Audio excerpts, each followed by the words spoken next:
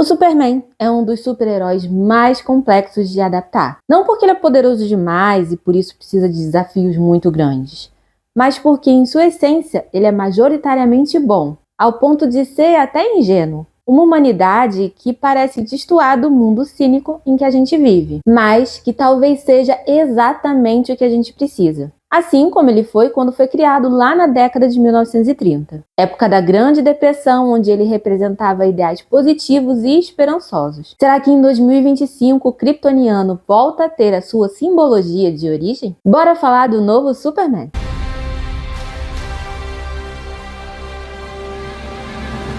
A grande inauguração na nova fase da DC, a versão de James Gunn do Homem de Aço, é ciente do histórico do personagem na cultura pop, e por isso se permite não perder tempo com histórias de origem e longas apresentações. Se essa escolha vai alienar gerações mais jovens, é coisa para se descobrir conforme o filme chegar ao grande público. Por outro lado, para qualquer um que já tenha tido contato com o Super-Homem, não perder tempo com introduções e nos levar direto a uma boa aventura é uma escolha acertada. Assim, encontramos um Superman já em atividade há alguns anos, como super e como repórter, e com um relacionamento estabelecido com a Lois Lane, que agora enfrenta seu primeiro revés. Sua interferência para evitar uma guerra entre dois países causa uma crise diplomática.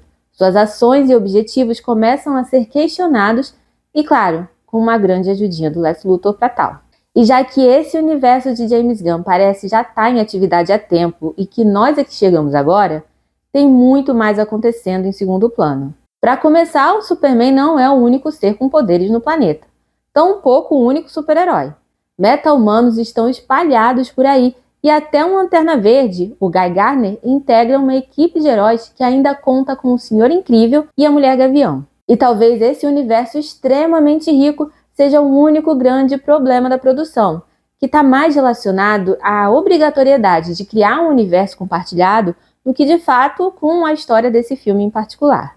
São muitos personagens, muitos conceitos que precisam ser explicados e apresentados, além da trama principal, que por si só já é complexa, com articulações políticas e críticas aos tempos atuais. Excesso que fica evidente especialmente no clímax, onde a atenção fica dividida entre as ações do protagonista, do vilão, o núcleo do jornal e os demais heróis.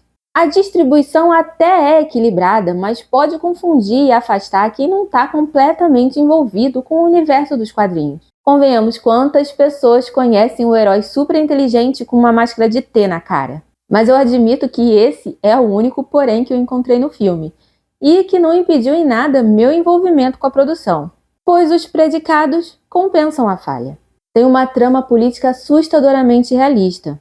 Parece que James Gunn estava prevendo ou apenas observando muito atentamente a história atual do mundo quando escreveu o roteiro, construindo uma analogia perfeita aos conflitos entre Israel e Palestina e o envolvimento dos Estados Unidos, e também relembrando aos estadunidenses que elegeram um presidente que odeia imigrantes que o seu herói maior também é um imigrante. Já a composição de personagens é outro acerto à parte.